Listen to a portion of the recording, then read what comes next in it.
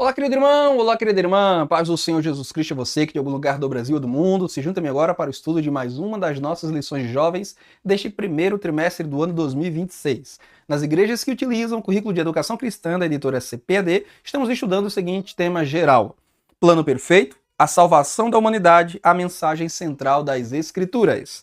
Aqui está a capa desta bonita revista, comentada pelo pastor Marcelo Oliveira.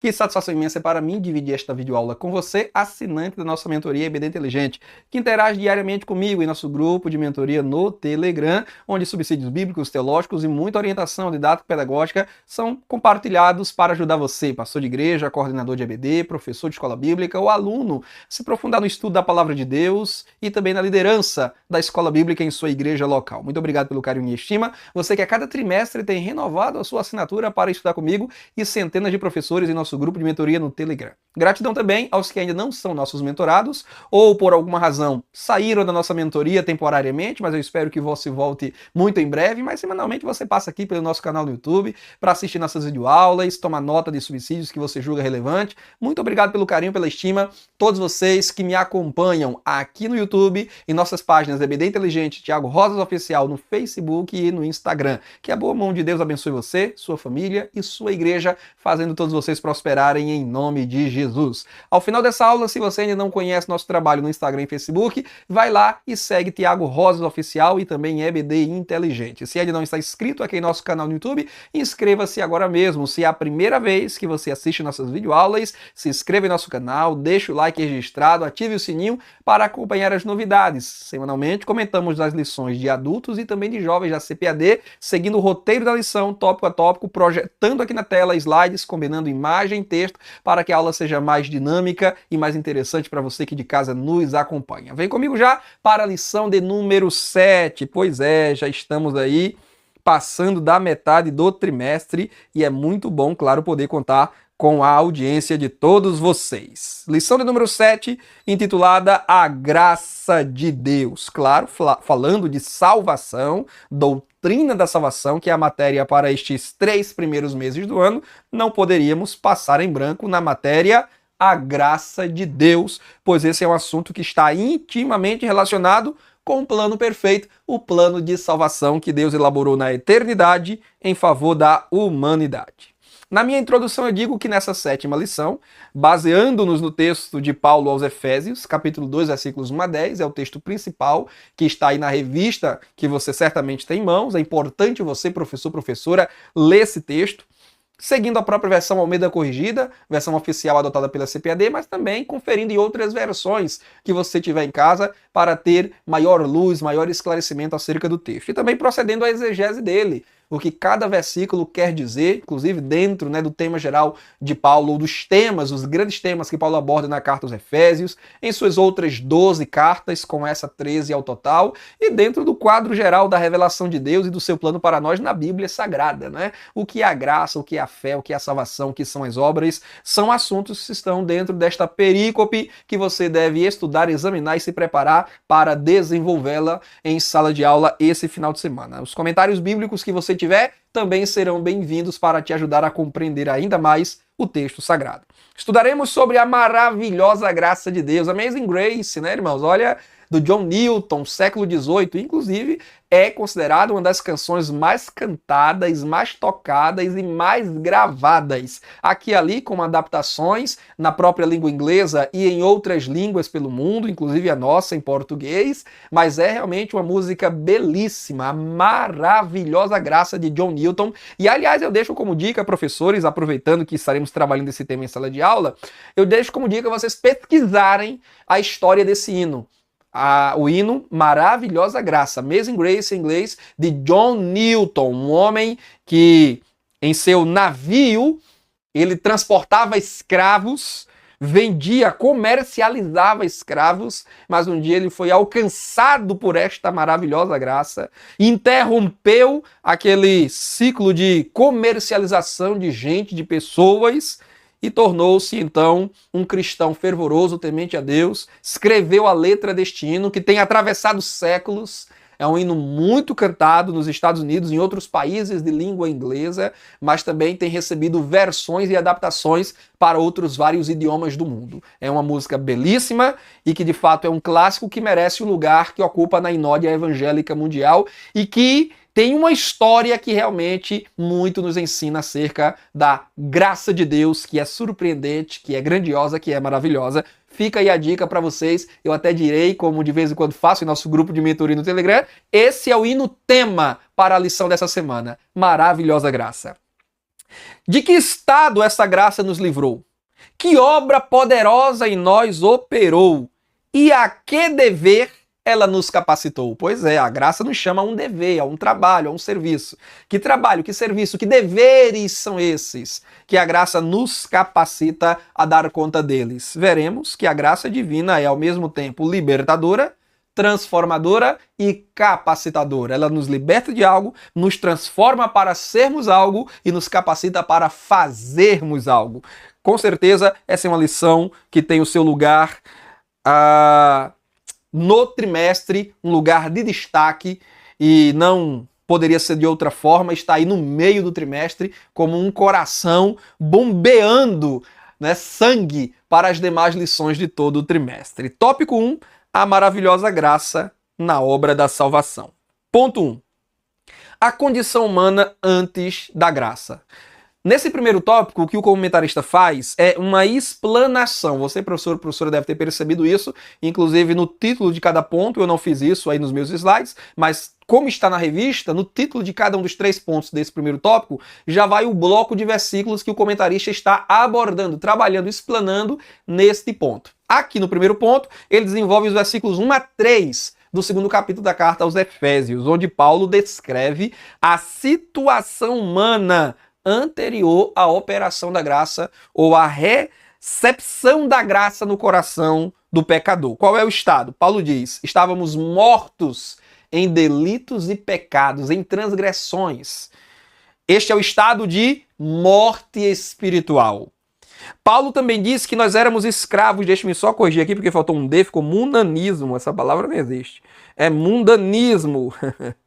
Nós éramos escravos do mundanismo, do diabo e da carne. São os 3 inimigos, né? Em outras lições, outros trimestres passados, nós já estudamos os nossos 3 grandes inimigos da agência da tentação: o mundo, o diabo e a carne. Paulo cita esses 3 inimigos que nos escravizavam quando vivíamos na vida pregressa, antes da fé professada em Cristo, antes da recepção da graça no coração. Nós andávamos, diz Paulo, segundo o curso deste mundo, segundo o curso do príncipe das trevas, segundo o curso, as inclinações da nossa carne. Então, nos versículos 2 e 3, Paulo cita esses 3 agentes da tentação. Um que é interno, a carne, a natureza pecaminosa, e 2 que são externos, o diabo, que é o grande inimigo do povo de Deus, e o mundo, inclinado para o pecado, separado de Deus, cheios de vícios, de maus comportamentos, de falsas crenças, de falsa religiosidade, que nos impulsionava para o engano, para a mentira, para a opressão, para o pecado. Então esse era o nosso estado, estado de morte espiritual, de escravidão, e Paulo ainda disse que nós éramos filhos da ira. Olha a gravidade do nosso estado,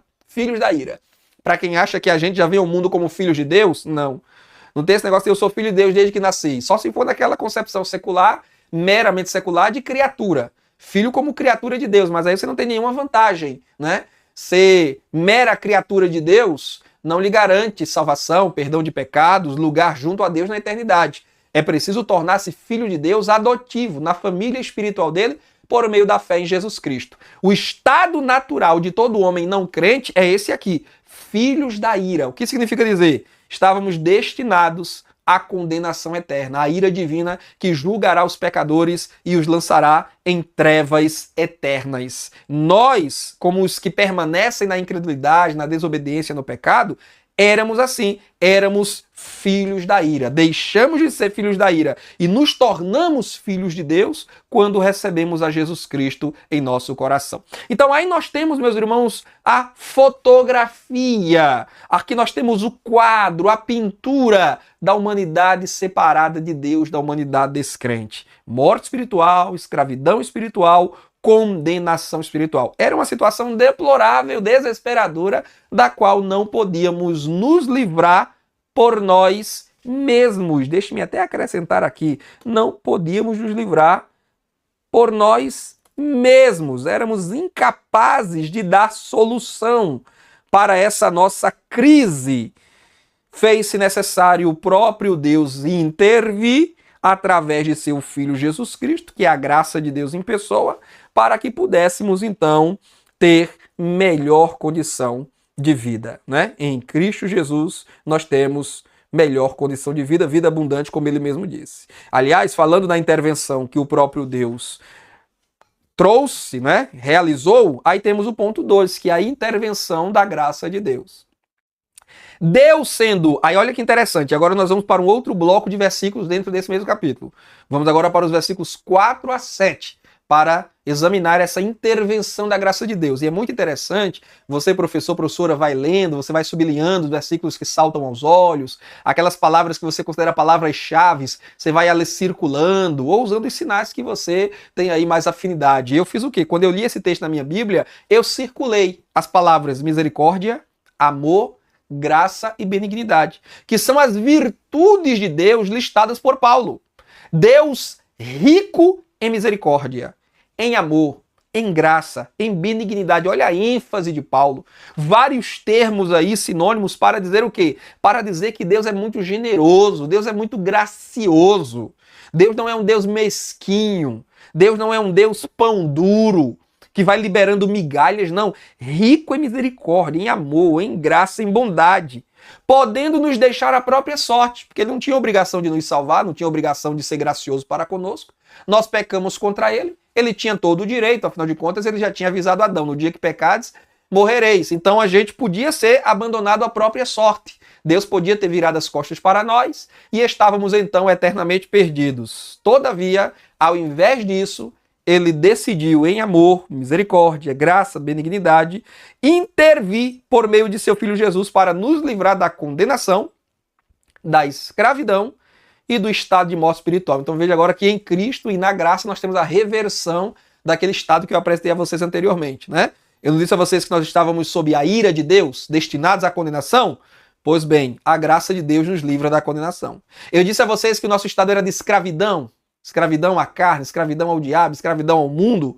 Cristo, por meio de sua generosa graça, nos livrou desse estado de escravidão e nos fez livres, né? Ele mesmo disse, se o Filho do Homem vos libertar, verdadeiramente sereis livres. E ele nos livrou do estado de morte espiritual, porque Paulo diz no início desse capítulo que Cristo nos vivificou, isto é, nos deu vida, a vida com abundância, como ele disse lá no Evangelho de João, capítulo 10.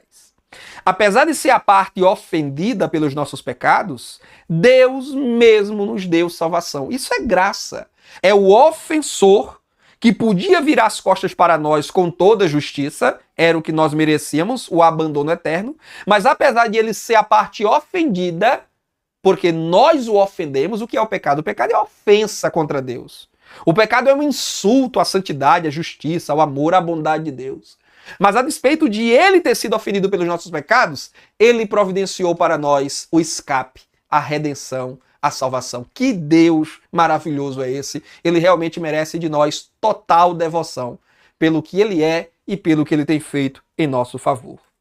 Aí então chegamos ao terceiro ponto, a graça nos faz produzir em Cristo. Mas aqui eu quero só fazer um ajuste. Eu comentei lá no nosso grupo de mentoria no Telegram que esse terceiro ponto, na verdade, o assunto a graça nos faz produzir, ou seja, nos faz realizar boas obras, é um assunto que se repete, a meu ver, muito e desnecessariamente nessa lição. Bastava que o comentarista tivesse dito isso em um ponto e já estaria muito claro. Mas ele insiste nesse ponto e acaba gerando uma redundância, né? Um movimento cíclico de ficar girando em torno ali de uma mesma informação no primeiro tópico e também no segundo tópico. Pois aqui, quando ele fala sobre a graça nos faz produzir em Cristo, ele vai falar que a graça nos leva a realizar boas obras. Inclusive, há uma informação que se repete aqui e duas vezes no tópico 2. Eu digo qual é. No final desse terceiro ponto do primeiro tópico, o comentarista diz: o cristão não é salvo pelas obras, mas é salvo para realizar boas obras. A isso ele repete com outras palavras, mas está dizendo a mesma coisa, no final do ponto 2 do segundo tópico. Ele diz assim: as boas obras não nos salvam, mas são a resposta a essa salvação. E como se fosse pouco, ele repete no ponto seguinte, terceiro ponto, não exatamente no final, mas quase no final, ele diz, em outras palavras, as obras não salvam. Mas ele já tinha dito isso em outras palavras, né? Em outras palavras, as obras não salvam, mas a salvação que recebemos pela graça nos leva a viver de maneira transformada, cumprindo o propósito de Deus para as nossas vidas. Então, essa coisa de não somos salvos pelas obras, mas para as obras, é algo que o comentarista diz e repete ad nauseam nessa lição. Eu acho que não precisaria ter sido assim. A gente poderia, inclusive, ter aproveitado um tópico dessa lição para falar sobre a fé que recepciona a graça. A fé que está lá no texto de Paulo em Efésios 2, né? Pela graça sois salvos por meio da fé. Então eu acho que essa lição carecia de um ponto sobre a instrumentalidade da fé. Eu sei que aqui e ali, inclusive em lições passadas, nós já falamos sobre fé, né? Mas já que o comentarista vai ser redundante, dizendo que não somos salvos pelas obras, mas para as obras, repetindo isso várias vezes na mesma lição, eu acho que podia, ao invés disso, ter trazido o assunto fé, já que está dentro lá da perícope de Efésios 2, para ser trabalhado, inclusive ser melhor explicado. Quando Paulo diz assim, pela graça sois salvos por meio da fé. Isto não vem de vós, é dom de Deus. Quando Paulo disse isto não vem de vós, é dom de Deus, a que ele se refere? Eu até abri uma enquete lá em nosso grupo de mentores no Telegram para ver a reação dos professores, né? E eles estão lá respondendo, estão participando, estão interagindo. Claro que após essa aula, certamente, quem deixar para responder já vai responder com uma convicção maior ou melhor, né? Mas Paulo diz, isto não vem de vós. Esse isto não vem de vós é o quê? Paulo está se referindo à fé? Paulo está se referindo à graça? Ou está se referindo a tudo que ele falou? Salvação pela graça por meio da fé. O que é que não vem de nós? É a graça? É a fé? Ou é a salvação pela graça por meio da fé? Isto não é uma engenharia nossa, não é uma construção nossa, não é uma ideia nossa, não é um plano nosso. É coisa de Deus, que nós recebemos apenas, mas não é mérito nosso, é mérito exclusivamente de Cristo. Deixei lá para os professores pensarem, raciocinarem e responderem. Então eu acho que essa lição ela poderia ser menos cíclica e mais linear. Como eu tenho dito para vocês, eu gosto de lições que são progressivas, que avançam e evitam repetir a mesma ideia. Então aqui eu digo o seguinte, como a produção de frutos ou boas obras será assunto do tópico 2, nos pontos 2 e 3, como acabei de demonstrar para vocês, e vocês com a revista em mãos devem ter percebido, aqui destacamos o valor da fé. O ponto que faltou nessa lição, né? Mas eu trago aqui na minha videoaula e dos nossos slides, o valor da fé como um meio para recebermos a oferta da graça de Deus. Pela graça sois salvos, por meio da fé, disse Paulo. Embora a graça seja oferecida a todos, Títulos 2,11, a graça de Deus seja manifestada salvadora a todos os homens, então a graça é para todos nós, especialmente que seguimos uma linha teológica arminiana, né, dentro da soteriologia, entendemos que a graça ela é universal, a graça ela é irrestrita e a graça ela é resistível. Ela pode ser resistida, mas ela é irrestrita, ou seja, não tem restrição. Deus tem liberado sua graça para todos em todo lugar, como diz Paulo em Atos 17:30. O texto é de Lucas, mas a fala lá é do apóstolo Paulo. Deus ordena a todos os homens em todo lugar que se arrependam. Deus amou o mundo, a totalidade da raça humana caída. É isso que significa, vinde a mim todos vós que estáis cansados e oprimidos. A vontade de Deus é que todos os homens sejam salvos, 1 Timóteo 2,4. Cristo se deu em resgate por todos em sua morte, conforme diz a Hebreus capítulo 2, versículo 9. Cristo morreu por todos, diz o apóstolo Paulo na primeira carta aos Coríntios, capítulo 5, versículo 18, 19. Está muito claro na Bíblia Sagrada que a graça de Deus está liberada universalmente. Não é apenas indistintamente, como dizem nossos irmãos calvinistas. Ah, não, a graça de Deus realmente é para todos, no sentido de que é para o homem, é para a mulher, é para o judeu, é para o gentil, mas não é para todos em absoluto, cada um. É para todos e cada um. Leia lá, Atos capítulo 3, se não me engano, versículo 16. Paulo disse que Deus querendo que cada um de vocês se arrependa e venha salvar. Você está lá, cada um. Então não é só todos no sentido genérico de todos, dentre todos os homens Deus quer salvar, dentre todas as mulheres, dentre todos os judeus, dentre todos os gentios. Não, é todos em absoluto. Deus quer salvar. E os que não vão se salvar não é porque faltou graça para eles, não é porque Deus os rejeitou antes de nascerem, como ensinou João Calvino nas suas Institutas, volume 3, entre os capítulos 21 e 28, que eu já li. João Calvino disse que alguns nascem já predestinados para a condenação eterna. Inclusive ele chega a dizer que assim como a causa da salvação não está no homem, a causa da perdição também não está no homem, mas sim nos decretos eternos e ocultos de Deus. Se você não entendeu, o que Calvino está dizendo é: ninguém vai para o inferno porque é pecador. As pessoas são pecadoras porque Deus as rejeitou. E porque Deus as rejeitou, elas estão abandonadas no pecado e vão para o inferno. Mas tudo começa lá, na decisão soberana de Deus, antes do homem nascer, antes dele fazer bem ou mal. Isso, ao meu ver, é absurdo de pensarmos, de cogitarmos, quanto mais de ensinarmos, como o calvinismo historicamente tem ensinado. Bem, nós cremos que a graça é universal, a graça é irrestrita, porém é irresistível.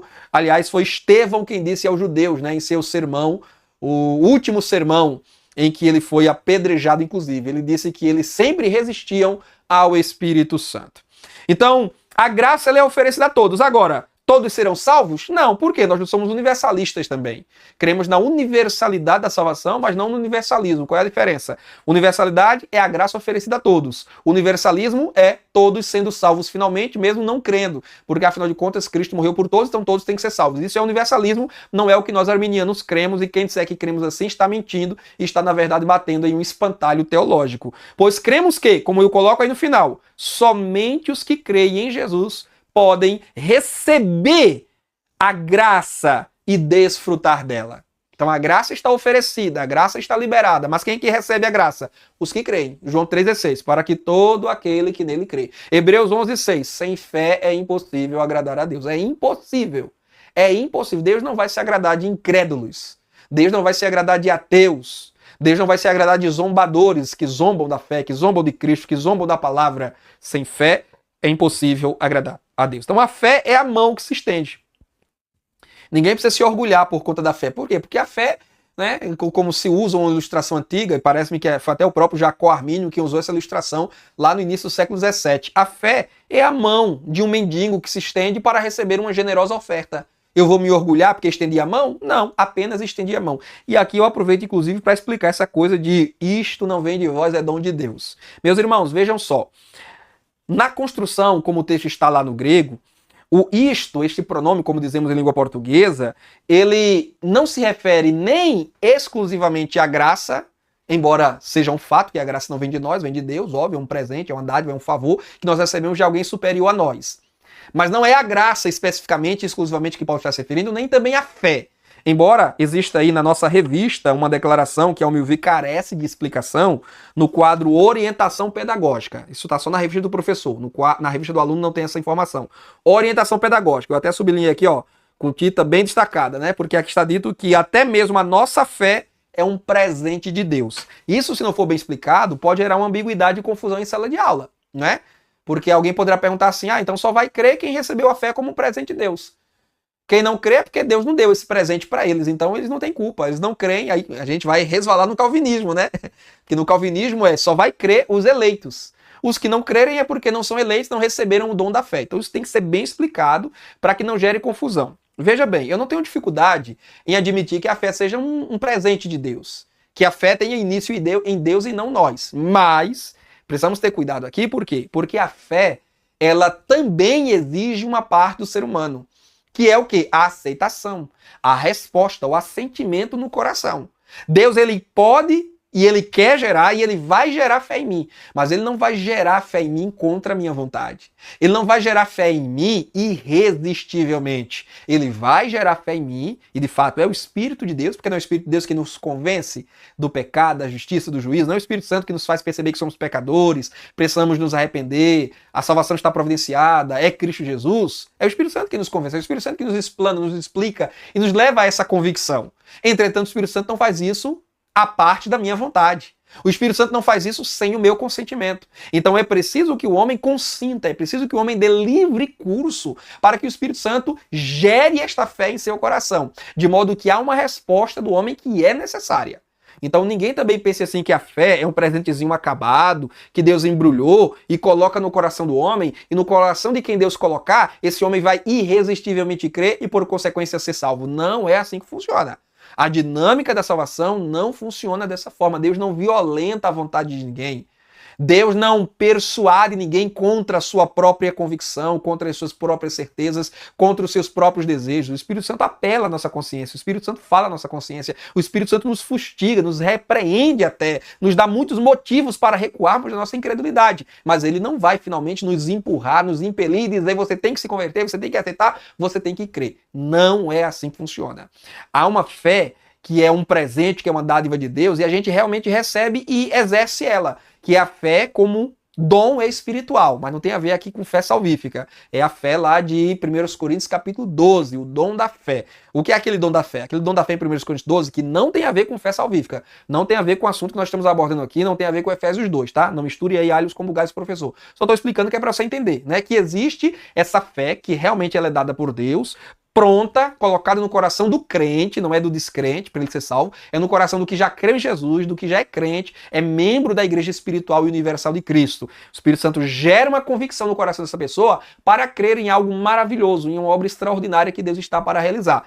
Esse é o dom da fé. É a fé no coração do missionário que lhe dá a convicção de que ele tem que sair de sua terra e ir para outra, ganhar almas para Jesus. É a fé no coração daquele que vai orar por alguém, impondo as mãos e ordenar que a enfermidade saia no nome de Jesus. Ele só vai ordenar isso se ele mesmo tiver uma grande convicção de que um milagre vai acontecer ali. E essa grande convicção não é fruto do coração dele, da mente dele, do esforço mental, intelectual. Não. É uma obra do Espírito Santo. O Espírito Santo planta esta fé, esta convicção, essa certeza de que algo extraordinário vai acontecer. Quando, por exemplo, Martinho Lutero, no século XVI, disse: John Hus, 100 anos antes dele, John Hus da Boêmia, profetizou de mim, quando ele disse, John Hus sendo levado para a fogueira da Inquisição Católica Romana, hoje matarão um ganso, que é o que significa Hus na língua boêmia, mas em 100 anos Deus levantará um cisne e a que não poderão calar. 100 anos depois, quem é que aparece no cenário europeu? Martinho Lutero. E o próprio Lutero tem convicção que essa profecia era acerca dele. Por isso que ele diz, John Hus profetizou de mim. Ele não apenas diz, John Hus profetizou sobre esse tempo, profetizou de mim. Então Lutero tinha convicção de que ele foi aquele ganso, aquele cisne, melhor dizendo, profetizado por John Hus. E aí ele entende, ele discerne que Deus o está chamando para uma grande obra, a obra da reforma protestante. E o que é isso? É o dom da fé. John Hus lá atrás foi usado com dom de profecia, e agora Lutero, para poder acreditar nessa profecia, acreditar que ele é o cisne da história e que vai liderar uma grande obra, ele precisava ter uma fé extraordinária. Não é para qualquer um. Imagina se você acorda aí um jovem, você mesmo, professor, acorda hoje, eita, hoje eu vou ser um cisne de Deus para mudar esta nação, para transformar esta nação. Uma coisa extraordinária vai acontecer através da minha vida. Meu irmão, não é todo dia que a gente amanhece com essa fé, não. Precisa ter o quê? O dom da fé. Então, esse dom da fé pronta, acabada, que o Espírito Santo coloca no coração e a gente expressa ela, realmente existe, mas é um dom espiritual para os crentes, e não é para todos, é a alguns que Deus dá o dom da fé, como Paulo muito bem explica em 1 Coríntios 12. Agora, voltando para o assunto da nossa lição e de Efésios 2, e que está relacionado com o tema geral do trimestre, que é salvação. A fé para a salvação não funciona assim. Não é um produto pronto e acabado que Deus coloca no coração do homem e ele o exerce. Não. Deus gera fé. Mas Deus gera fé como? Lá em Romanos 10, Paulo explica. A fé vem. Olha aí, vem. Então ela procede de Deus. Ela vem. Mas vem como? Pelo ouvir. E ouvir a palavra de Deus. Agora, ouvir não é só ouvir de emprestar, de escutar, né? Emprestar os ouvidos, as orelhas e escutar e decodificar as palavras de um hino, de uma oração, de uma pregação ou de um livro que você está lendo. Ouvir ali é dar ouvidos. É receber, é confiar naquelas palavras, é dar crédito a elas, como diz Isaías. Quem deu crédito à nossa pregação? Quando eu dou crédito à palavra de Deus, confio nela e a recepciono em meu coração, aí o Espírito Santo vai gerar então essa fé salvífica. Eu creio em Jesus Cristo. Eu creio que ele morreu por mim. Então, embora a gente possa admitir a fé como um presente, ela não é um produto pronto e acabado que dispensa a nossa participação, que dispensa o nosso dever de receber. Na verdade, nós precisamos crer em Jesus Cristo. E isso também envolve algo de nós, né? Então, o isto não vem de vós é dom de Deus, não alude especificamente à graça, nem alude especificamente à fé. Alude ao geral, à salvação pela graça com a condição da fé. Isso não vem de nós. Vou repetir. O que é que não vem de nós? A salvação da graça com a instrumentalidade ou condição da fé. Por quê? Porque não fomos nós mesmos. Foi você que planejou a salvação como obra da graça que deve ser recebida pela fé? Foi você? Não fui eu. Eu sei que não fui. Eu tô com 36 anos. A humanidade está aí há uns 10 mil anos. Imagina. Não fomos nós. Não fomos nós. Não é esforço nosso, não é deliberação nossa, não é conquista nossa. Ninguém pode dizer, eu criei, eu mereço ser salvo. Não, volto a dizer, a fé é a mão de um mendigo que se estende para receber uma bênção que lhe é ofertada, que é a salvação. Os méritos não é de quem recebe, os méritos é de quem dá. Quem dá o presente é que tem méritos, não quem recebe.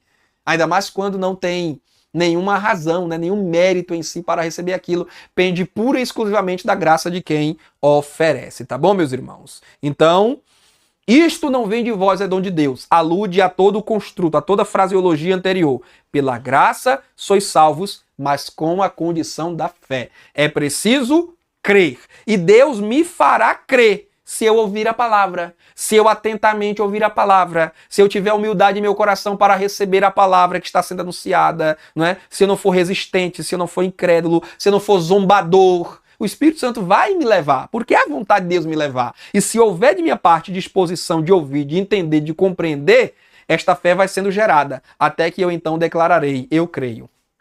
Eu creio. E esse ato de crer não é um ato só do homem, nem também só do Espírito Santo. Eu direi então para vocês o seguinte, professores, para ser um pouco chique, né?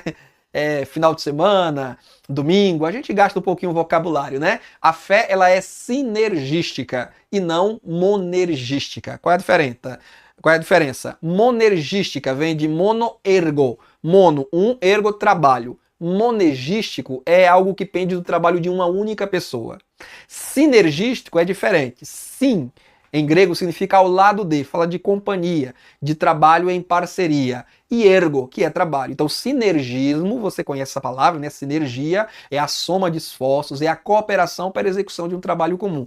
Eu direi que a fé, para ficar bem claro agora e bem didático, a fé, ela é sinergística, porque ela envolve a atuação de Deus, que é sempre preveniente, sempre vem primeiro, é sempre Deus quem dá o primeiro passo, né, na nossa direção. Dissemos aqui em aulas passadas que a história da humanidade não é a história do homem buscando Deus, mas de Deus buscando o homem. É sempre Deus quem dá o primeiro passo em busca do caído, do pecador, do rebelde, do desviado, como foi desde o Éden. Mas precisa haver do Adão a resposta. Precisa haver da Eva a resposta. Porque Deus não vai me salvar contra a minha vontade. Deus não vai me salvar contra a minha decisão. Então a fé envolve o trabalho de Deus e a minha resposta ao trabalho de Deus. Então é um trabalho de parceria, de cooperação. E se parece estranho assim, devo lembrar a vocês que é Paulo quem diz em 1 Coríntios capítulo 4 que nós somos cooperadores de Deus. E a palavra para cooperadores ali no texto grego é justamente essa, é a palavra que se traduz em língua portuguesa por sinergismo ou sinergia. Nós somos sinergos, somos cooperadores de Deus neste trabalho. O que não significa dizer que temos algum mérito, porque a fé, na verdade, ela é contra a ideia de mérito, né? É justamente porque eu reconheço que não posso me salvar, é justamente porque eu reconheço que não tenho méritos em mim, que não posso pagar pela minha salvação, que eu creio. Então, caso alguém diga assim, então peraí, a fé é uma parceria entre o homem e Deus, então o homem tem parte na salvação, o homem tem mérito na salvação? Claro que não, ô caboclo. Porque, afinal de contas, a fé é justamente a negação do mérito. Quando eu creio em Jesus, eu estou dizendo que eu não mereço, eu não tenho condições, eu não posso pagar. Porque se eu pudesse pagar, se eu pudesse comprar, e claro, se Deus tivesse estabelecido um preço que pudesse ser pago pelos homens, ninguém precisaria dizer eu creio em Jesus. Por que eu creio em Jesus? Não, eu creio em mim. Eu creio no meu recurso, eu creio na minha condição, eu creio no meu cabedal, eu creio no meu taco, rapaz. Eu sou capaz de me salvar. Então não precisaria de fé em Jesus. Mas uma vez que eu preciso de fé em Jesus, de crer em Jesus, é porque eu sozinho não posso me salvar. Eu sozinho não posso tirar-me do poço que caí. Preciso da mão amiga do Salvador. Então, a fé não é mérito. A fé não é obra meritória. Pelo contrário, a fé é o reconhecimento da não obra meritória do homem e sim da obra meritória de Cristo. Pois, como eu vou dizer aqui, não há nada que possamos fazer para merecer. Mas há algo que precisamos fazer para receber. Olha aí, para receber. Para merecer, nada há que possamos fazer para merecer. O valor de uma alma é caríssimo e todos os recursos humanos se esgotariam na tentativa de comprá-la, é o que diz o livro dos Salmos. Mas há algo que precisamos fazer para receber os benefícios da graça. E que algo é esse? Crer em Jesus. Mediante a capacitação do Espírito Santo, mediante a intervenção do próprio Jesus, que disse, sem mim nada podeis fazer. Portanto, nem mesmo crer nele a gente poderia, se não fosse com o auxílio dele. Até para crer nele a gente precisa do auxílio dele. Por isso eu digo, é um trabalho de sinergia, de parceria. Deles são os méritos da nossa salvação. Alguém tem os méritos da nossa salvação. Não é você nem sou eu. Os méritos da nossa salvação estão no próprio Salvador Jesus. Amém, minha gente? Olha só, professores e professoras, vocês que ainda não estão sabendo, ou estão sabendo, mas ainda não adquiriram, lancei semana passada esse livro, Jesus é Deus e ponto final. Uma exposição bíblica clara, objetiva, muito didática e definitiva, conclusiva acerca da plena divindade do Filho. Jesus não é meio homem, meio Deus. Jesus não é semideus. Jesus não é muito menos um mero homem que foi iluminado por um Espírito divino. Não. Jesus é o próprio Filho de Deus, igual ao Pai, em atributos, em eternidade, participando de uma mesma divindade. Não são 2 nem 3 deuses em quem cremos. Cremos em um único Deus, mas que subsiste eternamente em 3 pessoas distintas, iguais em atributos. Então, neste livro, eu trago muito subsídio bíblico nos 6 capítulos, mais introdução, apêndice e conclusão, argumentos que eu considero irrefutáveis em defesa da divindade de Jesus. Por ora, esse livro só está disponível em formato digital PDF para você baixar de imediato. Você confirma o pagamento, envia o comprovante para a gente nesse número que está aí na sua tela. Pronto, você de imediato recebe o arquivo para ler no seu celular, tablet, Kindle, computador, imprimir. Já teve leitores nossos que já imprimiram para poder ter maior facilidade na leitura. Você pode imprimir 2 páginas ou até 4 páginas, né? Se você for imprimir frente e verso, 4 páginas por folha, não vai ter muito gasto não. Aí você manda aí encadernar, até que, num futuro breve, creio que até o final do primeiro semestre desse ano ainda, esse livro esteja disponível no formato impresso. Mas você já pode adquiri-lo e lê-lo no formato digital. São 73 páginas por apenas R$14,90, tá bom? E tem um detalhe, ó, nossos mentorados, os que estão comigo em nossos grupos de mentoria no Telegram, tanto de adultos quanto de jovens. Olha a notícia boa para vocês. O que já era bom ficou ainda melhor. Comprando até este sábado, dia 14, agora tem que correr, porque depois disso não tem mais promoção. Continuará barato, R$14,90 é um preço barato. Pelo amor de Deus, ninguém vai ficar pobre não por pagar R$14,90 nesse nosso material que está muito bem escrito, modéstia à parte. Mas você que é meu mentorado, que está comigo no Telegram, você ainda vai ter um benefício que é de 50% de desconto. Vê que maravilha. Então você não vai pagar R$14,90. Você vai pagar, daria exatamente R$7,45. Mas a gente arredondou ali os centavos para R$7,50. Então você vai pagar R$7,50 por esse arquivo digital do nosso livro Jesus é Deus. Ô, irmão, pelo amor de Deus. Eu tenho certeza que não é pelo dinheiro que você vai deixar de comprar, não. R$7,50. Se você não tiver esse dinheiro no Pix para comprar, pede aí a teu pai, a tua mãe, a teu irmão, teu marido, tua esposa, teu cunhado, teu sogro, não sei. Mas entre em contato com a gente pelo número que está em sua tela, faz o pedido e você vai receber de imediato esse livro, vai ler, você vai ser muito edificado por ele com certeza, tá bom? Jesus é Deus e ponto final, argumentos conclusivos em defesa da plena, absoluta, completa divindade de Jesus. Tópico 2, a graça de Deus e as obras. Bem, aí como eu havia dito para vocês lá no último ponto do primeiro tópico, esse assunto da graça nos impelindo às boas obras, ele está aqui nesse tópico 2 em bastante evidência. Antes de tudo, vamos definir o que é graça, né? A gente já mencionou graça no primeiro tópico, mas vamos agora definir, em ocasião oportuna, a graça de Deus, favor imerecido. Esse é o conceito mais básico para a graça. Ou seja, graça é um presente que recebemos sem levar em conta o nosso mérito. Não é porque eu merecia. Não, se você merecia já não é graça, é pagamento. É salário. Paulo fala sobre isso, se não me trai a memória agora, ou é na carta aos Romanos ou é na carta aos Gálatas. Ou em ambas, né? Porque em ambas as cartas Paulo fala sobre a justificação pela fé e não pelas obras da lei. E Paulo, argumentando em algum momento, ele diz, né, que se nós somos justificados pelas obras, então na verdade a nossa justiça foi recebida como um pagamento, como um salário por trabalho prestado. E a graça de Deus, então, está anulada. A benevolência, a misericórdia está anulada. Por quê? Porque a gente merecia. Eu fiz por onde merecer. Mas, irmãos, ninguém é salvo, ninguém é justificado por quem merece. Quem que merece, meu Deus do céu? Volto a repetir o texto lá dos Salmos. Ninguém pode dar a Deus o valor pelo resgate da alma de seu irmão. Pois uma alma tem valor imensurável, incalculável, e todos os recursos humanos se esgotariam na tentativa de resgatar esta alma. Então nós precisamos de uma intervenção de Deus mesmo. Não temos do que nos orgulhar, já que ela é graça e é favor imerecido, não temos de que nos orgulhar em matéria de salvação, já que é pela graça de Deus por meio da fé, que eu já expliquei, não é meritória, pelo contrário, é o reconhecimento do não mérito, que estamos firmados em Jesus. Paulo diz isso em Romanos 11:20, olha, não se orgulhe, mas tema, porque é pela fé que tu estás ligado a Cristo. Tu fosses enxertado de forma antinatural, tu não era da mesma espécie, tu não estavas no povo eleito de Deus no Antigo Testamento, que era o povo de Israel, os judeus. Tu não és descendente, gentil, dos patriarcas, mas tu fosses enxertado por conta da fé, mas não te orgulhe, diz Paulo. Então ninguém deve se orgulhar, irmãos. Nenhum crente deve olhar como quem olha de cima para baixo, com desprezo para com desviado, com desprezo para com não crente, com desprezo para com adepto de outras religiões. Nós temos que olhar com um olhar de misericórdia. Nós temos que olhar com um olhar de compaixão e orar por essas vidas, evangelizá-las, apresentar Cristo a elas. Porque é pela fé que nós estamos de pé e continuaremos mediante a fé. Dele, ou seja, de Jesus, são os méritos da nossa salvação. Em Efésios 2:9, né, para a gente fazer conexão com a perícope, o texto base para essa lição, Paulo diz, isto não vem de vós. Não vem das obras, não vem das obras para que ninguém se glorie. Porque se nós chegássemos no céu, cruzássemos aqueles lindos portais de pérola e pudéssemos dizer, eu fiz isso, porque eu fiz aquilo, foi muito difícil para mim, hein, mas eu fiz e ainda bem que eu consegui pagar. Não foi fácil não, era um preço alto, mas eu paguei o preço pela minha salvação. Você já pensou? Quanto orgulho, quanta soberba, quanta discriminação, quanta confusão teria no céu?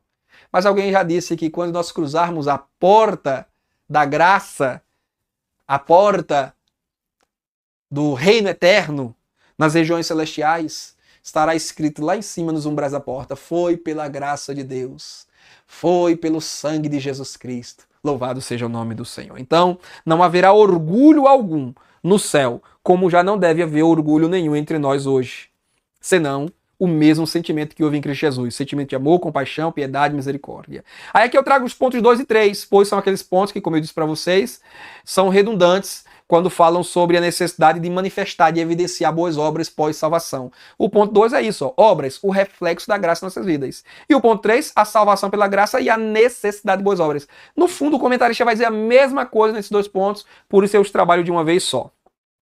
A graça não nos acomoda à vida de pecado, como alguns têm ensinado desde o primeiro século. Deixa eu ler esse texto com vocês. É a carta de Judas, não Iscariotes, mas Judas, irmão do Senhor Jesus. O livro que vem imediatamente antes ao livro do Apocalipse, só tem um capítulo mesmo, Judas, e ele já fala de uma realidade que persiste até nossos dias, sobre pessoas que torcem a graça de Deus para se acomodarem à vida de pecado. Judas diz assim, pois certos indivíduos, cuja sentença de condenação foi promulgada há muito tempo, se infiltraram no meio de vocês sem serem notados. São pessoas ímpias, no meio dos crentes da igreja, pregadores, pastores, teólogos, líderes, mas ímpias, que transformam em libertinagem a graça do nosso Deus e negam o nosso único soberano e Senhor, Jesus Cristo. Vejam vocês que desde o primeiro século, desde as primeiras igrejas cristãs, já existiam aqueles que diziam, nós estamos vivendo na graça, não mais na lei. Na graça de Deus a gente não pode se acusar uns aos outros. Na graça de Deus eu sou livre para viver do meu jeito. O que importa é eu crer no meu coração em Jesus. E aí a fé deixava de ser uma fé sincera para ser uma fé morta, né, nos termos de Tiago, meu xará. A fé sem obras é morta. Por quê? Porque a fé genuína, a fé que realmente conduz à vida eterna, é uma fé que vai transbordar em boas obras, em boa conduta, em transformação de caráter. O Espírito Santo que me levou à compreensão de que Cristo é meu Senhor, também me leva à compreensão de que aquelas obras que eu trouxe até ali, mentira, engano, sensualidade, avareza, orgulho, idolatria, não são obras para o povo de Deus, para a nação santa, sacerdócio real, geração escolhida de Deus. E eu tenho que renunciar a essas coisas. Então, a graça verdadeira de Deus, ela nos chama a um compromisso de fé, sim, porque a fé é a porta de entrada para o relacionamento com Deus, mas também me chama a um compromisso de santidade, de pureza, de obediência, de temor, de reverência cotidianas. Então esta graça que é libertina, esta graça que diz, não, Deus te aceita como você é, né? Não importa quem você é, não importa o que você fez, o que você faz, o que importa é o seu coração. Não. Que você tenha vivido no pecado, não tem problema. Se você hoje crê em Jesus, ele te recebe. Mas ele te recebe para te mudar. Ele não te aceita para você permanecer como você é. Ele te aceita para te transformar.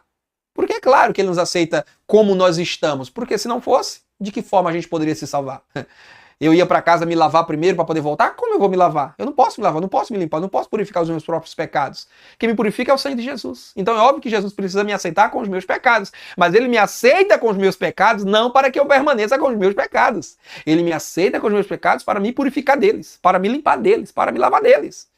Então esse evangelho barato, esse evangelho libertino, essa graça barata, como dizia o teólogo alemão que foi martirizado, né, durante o governo do tirano Adolf Hitler, como dizia a Dietrich Bonhoeffer, a graça de Deus ela não é essa graça leviana, barata, que te acomoda, que te faz viver como você bem entender e acha que ir aos domingos ao culto, à missa, tá tudo certo, tá tudo resolvido. Não tá.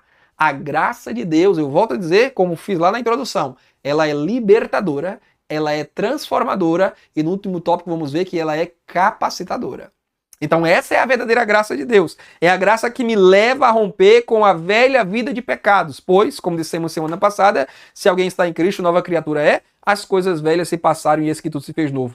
Ainda dentro da perícope, para a gente tentar aproveitar ao máximo a perícope lá de Efésios 2, no versículo 10, Paulo diz assim: pois somos feituras dele, criados em Cristo Jesus para boas obras, as quais Deus de antemão preparou para que andássemos nelas. E em Tito, capítulo 2, versículos 11 em diante, Paulo mostra esse caráter transformador da graça, pois ele diz assim, Tito 2,11, a graça se manifestou trazendo salvação a todos. Ela nos educa para quê? Olha aí, ela nos educa, tá vendo aí? Ela nos ensina, ela nos instrui.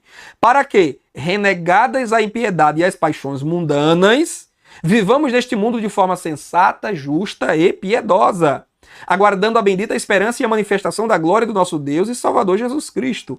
Ele deu a si mesmo por nós, a fim de nos remir de toda iniquidade e purificar para si mesmo um povo exclusivamente seu, não povo do carnaval. Estamos aí na iminência de carnaval. Quantos jovens vão esse final de semana pedir folga a Jesus para ir brincar o carnaval, para colocar máscara, para cair na sensualidade, na prostituição e para os motéis da vida?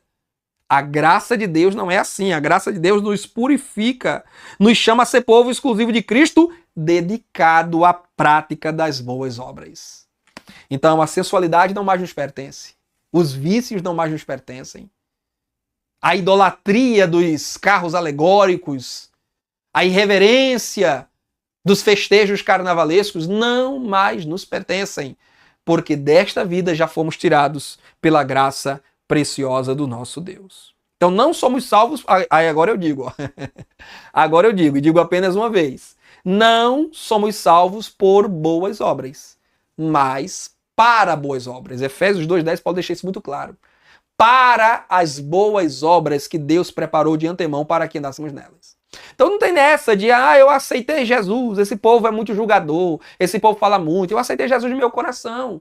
Mas qual é o problema de eu continuar aqui fazendo minhas novelinhas, me agarrando com as mulheres, me agarrando com os homens, beijando um e outra? Qual é o problema? O que importa é meu coração, que é de Jesus.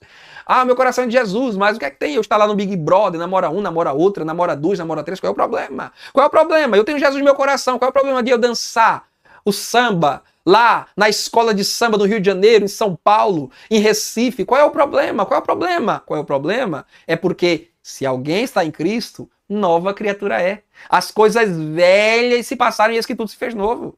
O seu corpo agora é templo e morada do Espírito Santo, é um lugar sagrado do Espírito Santo.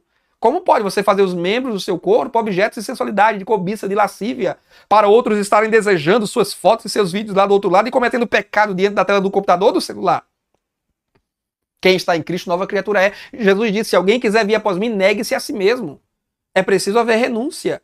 A graça de Deus, ela é, para nós, graça, mas para Cristo ela custou um preço caríssimo, a entrega de sua vida na cruz do Calvário. E agora esta graça que nos capacita a ser o que sozinho nós não podíamos ser, e nem queríamos ser também, ela nos chama a um compromisso de santidade, de reverência, de temor, de obediência. A fé é a porta de entrada. Depois da fé, temos outros compromissos. Seguir a paz com todos e a santificação, sem a qual ninguém verá a Deus, diz Hebreus 12,14. Então a graça não é libertina. A graça não é permissiva. A graça é educadora, instrutora, pedagoga, transformadora. Ditas essas coisas, a gente conclui este segundo tópico dizendo assim, ó: somente uma boa obra é capaz de nos salvar.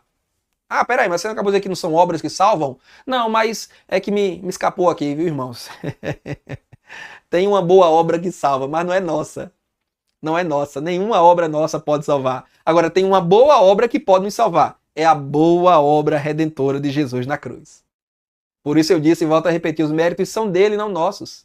Ele é o ofertante, nós somos os esmoléus recebendo a oferta da salvação.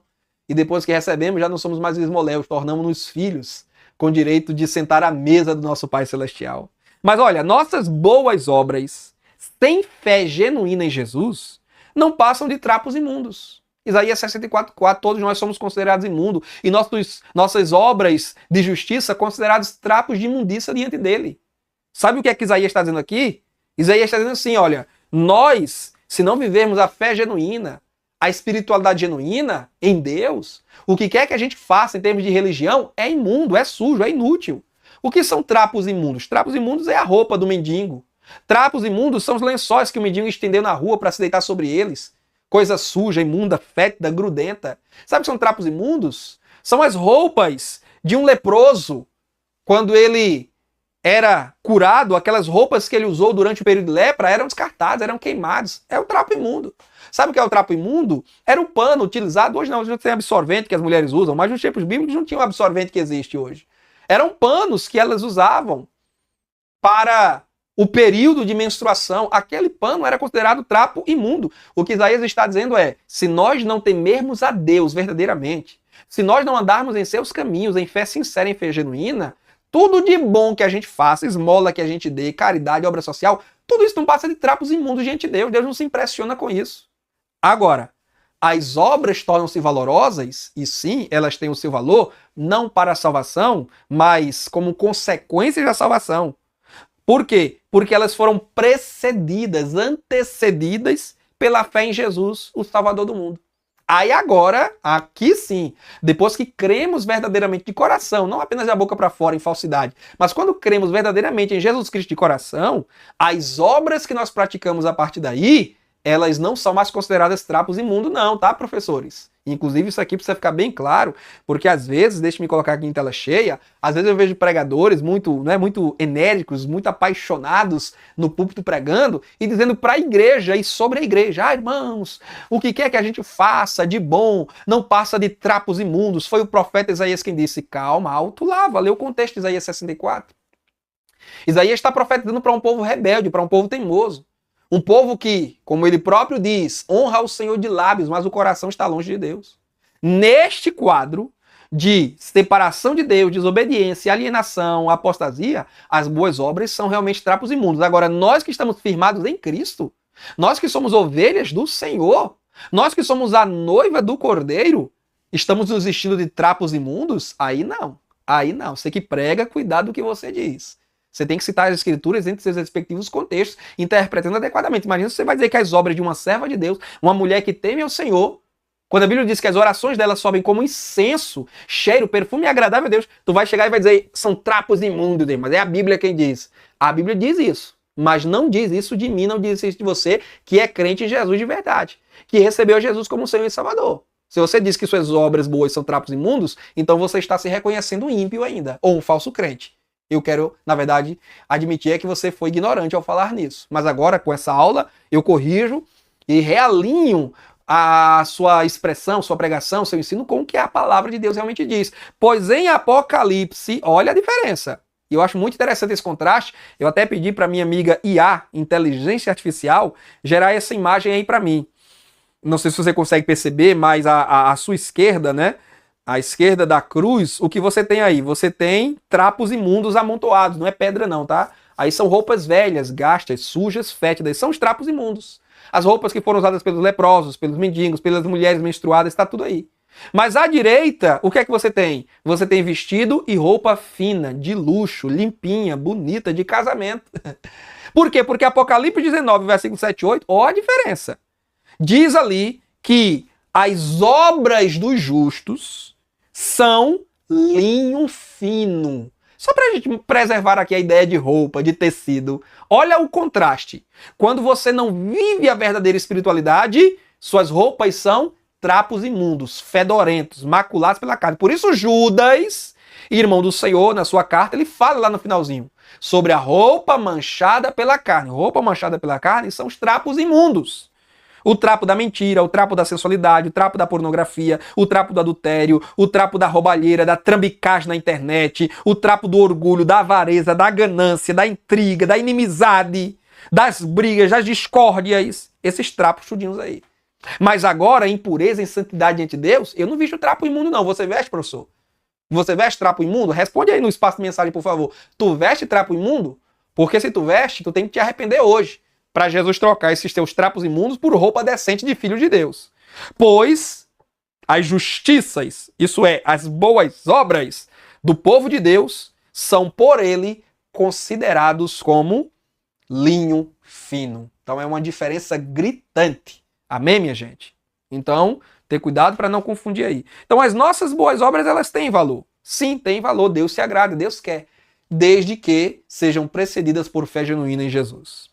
Explicadas essas coisas, chegamos ao terceiro e último tópico, que é as implicações da graça na vida cristã. Primeiro ponto, graça para amar. Uma vez que em graça fomos amados por Deus quando éramos ainda pecadores, né? E não podia ser de outra forma, porque como é que Deus ia nos amar se ele esperasse a gente se tornar santos primeiro? Uma vez que a nossa santidade depende do amor de Deus derramado em nosso coração, libertando-nos, transformando, educando-nos, ensinando-nos. Então Deus, ele realmente nos amou quando ainda éramos errantes, falhos, transgressores, desobedientes, pecadores. Devemos agora agir como nosso Pai Celestial. Ele nos amou quando a gente não prestava? Devemos amar todos, sem acepção de pessoas, até mesmo aqueles que não prestam. Até mesmo aqueles que nos aborrecem. É o ensino de Jesus no Sermão do Monte, em Mateus 5, 43 a 48. Ele até diz assim, se a gente ama, ou melhor, se vocês amam só o que vos amam, que bem vocês fazem? Que ganho vocês têm? Fica aí nessa confraria aí de amigos, nessa troca de afeto e carinho, de presente. Vocês não estão fazendo nada demais, não. Vocês têm que imitar os sentimentos do Pai de vocês, que amou vocês quando vocês eram ainda pecadores. Se vocês imitarem os sentimentos dele, amando quem vos odeia, orando e desejando bem em favor de quem persegue vocês, assim vocês estarão se comportando como filhos do vosso Pai Celestial. É fácil? É claro que não, nunca foi, nunca vai ser. Mas é possível? Sim, é possível. Pela graça de Deus que nos fortalece. Como Paulo disse a Timóteo, fortifica-te, pois, na graça que há em Cristo Jesus. A graça de Deus dá força. Por isso eu disse que a graça também é capacitadora. E é aqui nesse tópico que nós vamos aprender que a graça é capacitadora. Em Filipenses 4,13, texto de todos nós conhecido, Paulo disse, posso todas as coisas naquele que me fortalece. Então a gente pode amar os nossos inimigos, nossos adversários, quem nos fez mal, a gente não pode, de nós mesmos não pode. De nós mesmos não temos condição. De nós mesmos o que teríamos? Ódio, raiva, sentimento revanchista, vingança, entrar nas vias de fato, tomar nossas próprias providências, é o que nós faríamos na carne. Mas a graça de Deus, o favor, a bondade, a benevolência de Deus em nós, nos capacita a amar quem não merece ser amado, como nós fomos amados quando não merecíamos também ser amados. Ao amar quem não merece, nós estamos reproduzindo os sentimentos do nosso Pai Celestial, tornando-nos assim semelhantes a Ele, o que deve ser o nosso grande desejo, né? Sermos semelhantes ao nosso Deus. Então a graça nos capacita a amar, a graça nos capacita a perdoar, porque o perdão é uma extensão do amor, não é? Ninguém perdoa verdadeiramente se não demonstra amor. O perdão é um item, é um elemento, é uma virtude do amor. Perdoar é um dos exercícios mais difíceis. C.S. Lewis dizia que todo mundo acha perdoar um assunto fácil, até que tenha algo que perdoar alguém, né? Então é fácil demais a gente falar sobre perdão, mas quando é a nossa vez de perdoar, aí há uma resistência, há uma dureza no coração. O coração magoado tende a desenvolver rancor ou desprezo por quem ofendeu. Tem um texto lá em Provérbios, me falha agora a memória qual é, mas vocês aí habilidosos que nos acompanham de casa podem localizar rapidamente esse texto aí na sua Bíblia, sua Bíblia digital, no celular, e colocar no espaço de mensagem, por favor. Eu acho que seria interessante para os irmãos que vieram assistir esse estudo ter essa referência. Lá em Provérbios diz que um irmão ofendido é mais difícil de se reconquistar do que uma cidade fortificada. Eu li esse texto recentemente com meu filho Lucas aqui em casa estamos lendo o livro de Provérbios, capítulo a capítulo. E nós passamos por esse texto. Um irmão ofendido é mais difícil de se conquistar do que uma cidade murada, uma cidade fortificada. Por quê? Porque quando a gente é ofendido, a gente se fecha, a gente fica na retranca, né? A gente já fica ali de mau humor, de má vontade, a gente fica com raiva daquela pessoa que nos ofendeu, ou começa a desenvolver um certo desprezo por ela, eu não quero ver mais aquela pessoa, não quero mais saber dela. Então perdoar não é fácil. Perdoar é uma tarefa difícil e de nós mesmos nem conseguiríamos perdoar. Todos nós que fomos perdoados precisamos dar a outros o perdão que recebemos. Caso contrário, Deus não nos perdoará também. Colossenses 3, 13 e 14, Paulo diz, só sede benignos, compassivos um para com os outros. Né? Se você tem queixa contra o seu irmão, perdoe. Como Cristo também vos perdoou, perdoe. Porque, irmãos, vamos combinar, a gente é ofendido, mas a gente também ofende. Às vezes a gente nem percebe. A gente nem queria ofender, nem queria magoar. Mas uma coisa que você diz, um não que você dá, um comentário que você faz, uma crítica que você faz, às vezes você não percebe, mas a outra pessoa que ouviu e que foi alvo daquela palavra, ela se ofendeu, ela se magoou. Então nós somos ofendidos e achamos, eu não vou perdoar. Mas nós também ofendemos pessoas. Então quando você não quer perdoar, tem uma pontinha de orgulho no seu coração. Tem uma pontinha de soberba. Você está dizendo que é melhor que os outros. Você está dizendo que você jamais faria aquilo quando você já fez muitas vezes. E quis ser perdoado. Quis ser perdoado. Né? Tem a parábola do credor incompassivo que Jesus conta lá nos evangelhos sinóticos. Acho que é Lucas quem registra esse texto. E Jesus fala, né, de um homem que tinha uma grande dívida impagável, mas foi perdoado da sua dívida. Foi liberado misericordiosamente. Ele pediu, ele suplicou. E aquele que o cobrava, parece-me que era o rei, o perdoou. Mas esse mesmo homem que foi perdoado de uma dívida que ele jamais poderia pagar, ainda que ele quisesse e trabalhasse muito, ele jamais podia pagar, porque era uma dívida altíssima, 10 mil talentos, se não me engano, era a dívida dele. Nem que ele trabalhasse a vida toda, ele jamais conseguiria pagar.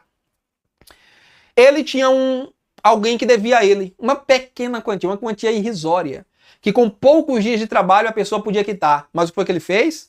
Ele foi lá e disse nada disso. Ou você me paga ou você vai para a cadeia. O cara não podia pagar, suplicou do mesmo jeito que ele fez com o rei. Esse outro fez com ele. Pediu, suplicou, chorou, mas ele com impiedade, sem nenhuma compaixão, mandou jogar na cadeia aquele outro que o devia. Quando o rei descobriu a história, disse, como é que é? Eu te perdoei de uma dívida muito maior que tu jamais poderia me pagar, nem que tu vivesse a vida inteira. E tu não quisesse perdoar aquele outro que te devia um tiquinho assim, pois agora é você quem vai para a cadeia. E você não vai sair de lá até que me pague o último centavo. De outra forma, você jamais vai sair de lá. Prisão perpétua. Porque solto, trabalhando, ele não ia poder pagar, que dirá preso. Então essa parábola que Jesus conta, ela está ali nos evangelhos para nos ensinar que por vezes, nós que fomos perdoados de uma transgressão de peso eterno, porque o pecado é uma dívida de peso eterno. Por que os pecadores serão lançados no lago que arde em fogo e enxofre por toda a eternidade? Porque o pecado tem repercussões por toda a eternidade. Nós ofendemos ao Deus que é eterno. Transgredimos a palavra de Deus, atentamos contra a santidade do Todo-Poderoso, mas Ele nos perdoou. Ele nos perdoou nossos vícios, nossas maldades, nossas intrigas, nossa inveja, nossa cobiça. Ele nos perdoou de uma dívida que nós não podíamos pagar. Por que é que nós agora não queremos perdoar alguém que nos cometeu, alguém que nos fez mal? Eu sei que a depender da gravidade da ofensa, às vezes foi uma ofensa física, às vezes foi um crime que cometeram contra você. Eu sei que às vezes é difícil. Eu já fui vítima de crime. Eu já fui assaltado 3 vezes. Mas imagina se eu vou ficar alimentando ódio no coração. Que o ladrão pague, né, de acordo com a justiça pelo que ele fez, ok, mas eu vou ficar alimentando ódio, raiva no meu coração. E a pessoa me procura querendo a reconciliação, querendo perdão. E eu lá, não quero falar, não quero conversa. Quero ver o diabo, mas não quero ver essa pessoa na minha frente. Pois vai ver o diabo mesmo. Vai ver o diabo mesmo, vai ver e vai ficar com ele na eternidade. Por quê? Porque é a Bíblia quem diz. Jesus disse, se não perdoardes aos homens as suas ofensas, também vosso Pai não vos perdoará. Então um crente que não libera perdão é um crente que não vai receber perdão. Se ele não receber perdão, para onde é que ele vai? Aí sabe qual é o detalhe? Deixa eu me colocar aqui em tela cheia para eu dizer aqui um pequeno, grande detalhe. Se alguém vem a você buscando o seu perdão e você não dá, você está pensando que essa pessoa vai ficar sem perdão? Vai não. Ela procurou a você para pedir perdão, para se reconciliar, para fazer as pazes com você. Você, cheio de orgulho, de soberbo no coração, se achando melhor que Deus e o mundo, não perdoou. pois você ficará sem perdão de Deus. E se você ficar sem perdão de Deus, morrendo nessa situação, você vai para o inferno. Não importa se você está na igreja todo dia, o dia inteiro. Você pode ser professor de EBD, você pode ser presidente dos sindicatos, professores de EBD do Brasil. Mas se você não liberar perdão, Deus não vai lhe perdoar e o seu destino é o inferno. Enquanto que aquela pessoa que lhe procurou, humilhou-se diante de você, confessou o erro dela e lhe pediu perdão e você não deu, ela se voltará para Deus e dirá: Senhor, eu fiz a minha parte. Eu busquei a reconciliação, eu busquei o perdão, o Senhor viu como eu fui tratado, mas eu entrego a Ti e confio, Senhor, no Teu perdão. Deus que perdoou. A mulher adúltera, sem consultar as partes ofendidas, perdoará esta pessoa. E ela, morrendo nesta fé, debaixo desse perdão, cruzará os lindos portais da glória celestial, enquanto você, orgulhoso, sem liberar perdão, ficará de fora do reino de Deus. Pegou aí a lição? Pegou aí a lição? Então essa história de que eu não perdoo, eu não libero perdão, eu sei que não é fácil. Já citei o C.S. Lewis. Todo mundo acha perdoar uma coisa fácil, até que tem algo que perdoar. É claro que perdoar não é fácil. Ninguém nunca disse que foi. Ninguém nunca disse que foi fácil perdoar. Agora, não é graça de Deus? Você não crê na graça de Deus? Ora, a graça de Deus tira o cara da cachaça, a graça de Deus tira o cara das drogas, a graça tira a mulher da prostituição, o homem da prostituição, da idolatria, dos ídolos a que a pessoa estava pegada desde a sua meninice. A graça de Deus vai lá e tira, capacita essa pessoa a ser uma testemunha ousada, intrépida de Jesus Cristo para o mundo caído e perdido. Você acha que essa graça não tem poder para lhe capacitar para perdoar, não? Agora, talvez o que esteja acontecendo é você estar bloqueando a operação da graça. Você está resistindo à operação da graça, pois, como eu também já disse, a graça é irresistível. E você talvez esteja resistindo à graça de Deus. Deixa a graça operar. Deixa a graça mudar teu humor, tua personalidade. Deixa a graça de Deus mudar tua mente, teu coração. Trocar esse coração de pedra por um coração de carne. Um coração orgulhoso, soberbo. Por um coração perdoador, manso, compassivo, misericordioso. Pode dizer a Jesus, confesse a Jesus que você é orgulhoso, confesse. Alguns de nós estamos precisando confessar diante de Jesus em oração: Senhor, eu sou orgulhoso, eu não consigo perdoar, me ajuda, Senhor, porque sozinho eu não vou mesmo. Com tua mão segura bem a minha, pois eu tão fraco sou, Salvador. Como diz o belíssimo hino da Frances Jenny Crosby, né? A querida Fanny Crosby: com tua mão segura bem a minha. Peça ao Senhor, confesse a Ele, e Ele vai te ajudar, Ele vai te capacitar. Daqui a pouco tu vai, sentir uma paz, um alívio, uma ternura, uma brandura, um sentimento de amor, de misericórdia, de compaixão. Alguma coisa vai acontecer, eu não sei o que, mas alguma coisa vai acontecer e Deus vai gerar um sentimento de amor, de misericórdia, de piedade tão grande no teu coração que tu vai procurar aquela pessoa para dizer: olha, vamos sepultar o passado, vamos deixar para trás tudo que para trás ficou, vamos deixar lá, eu te perdoo. Eu te perdoo, em Cristo Jesus eu te perdoo. Pode ser até que você nem volte a conviver com aquela pessoa, porque perdoar e conviver são coisas distintas. Você não precisa necessariamente conviver com ela. Mas você vai liberar o seu coração daquela mágoa. Você vai liberar o seu coração daquele rancor. E aquela pessoa também vai poder saber que você já não tem mais nenhuma indisposição contra ela. E assim, Cristo Jesus abençoará a tua vida e você vai poder desfrutar de paz em seu coração. Até seus nervos vão melhorar depois que você fizer isso. Amém? Claro, eu estou dizendo isso aqui para você, professor, talvez sirva para você mesmo, mas também é para você compartilhar com seus alunos no final de semana. Último ponto. Ou antes disso, não se dá perdão a quem merece. Ah, essa pessoa não merece perdão. Quem é que merece? Perdão não é para quem merece, perdão é para quem precisa. Por isso é graça, é favor imerecido. Graça para servir, deixa eu só corrigir aqui, porque eu coloquei ponto 1, mas é ponto 3. Último ponto da nossa lição, inclusive, né? Ponto 3, vamos lá. Graça para servir. A graça de Deus é salvadora, santificadora e capacitadora. Ela nos capacita espiritualmente para servir a Deus, à igreja e ao próximo com excelência. Seja no louvor, pregação, ensino, liderança, assistência social ou qualquer outra atividade. Como diz Paulo, já que estamos falando de graça e graça para servir, eu lembrei de Pedro. Paulo não, Pedro. Primeira carta de Pedro 4:10. Cada um administre aos outros o dom como recebeu, como bons mordomos, administradores da multiforme graça de Deus. Tá vendo aí? Cada dom, né? Aliás, a palavra dom é a mesma palavra para a graça no texto grego, né? Que é charis ou charis. Não charis, tá, professor? Não vai ler charis dentro da sala de aula. Charis ou charis, como dizem os estudiosos da língua grega. O dom é um charis de Deus para nós. Daí vem carismata, que é o plural de dons. E carismático, embora essa palavra seja muito utilizado como sinônimo de pessoa simpática, acolhedora, carismática em teologia significa a pessoa que é portadora de dons espirituais. Então qual é o dom que Deus lhe entregou? Você vai perguntar ao seu jovem aluno nesse final de semana, já caminhando para a conclusão da sua aula. Qual é o dom que Deus lhe entregou? Exerça esse seu dom. Com sabedoria, com inteligência, exerça esse seu dom. Em favor da obra de Deus, da igreja de Deus e do mundo a quem Deus deseja salvar. Amém, minha gente? Deixa eu terminar. Quem foi perdoado e redimido foi, cante ao Cordeiro uma canção. Diz a letra de um belíssimo hino contemporâneo. De fato, quando compreendemos o valor da graça de Deus que nos alcançou, somos impulsionados a adorá-lo, a cantar, a louvar a Ele, bem como a produzir boas obras, em demonstração da salvação que já recebemos pela fé. Reflita, e aí eu deixo essa perguntinha para você, professor, com seus alunos saírem, como diz o dito popular, com a pulga atrás da orelha após essa aula. Você traz as marcas da graça de Deus? Pergunte-se, professor, e pergunte aos seus alunos. Você traz as marcas da graça de Deus? Uma fé genuína, um amor sincero, um perdão altruísta. Você tem servido a Deus, a igreja, a sua comunidade de fé local. Você tem se envolvido na obra de Deus para vê-la e fazê-la desenvolver? Se não, reflita a sua postura após essa lição.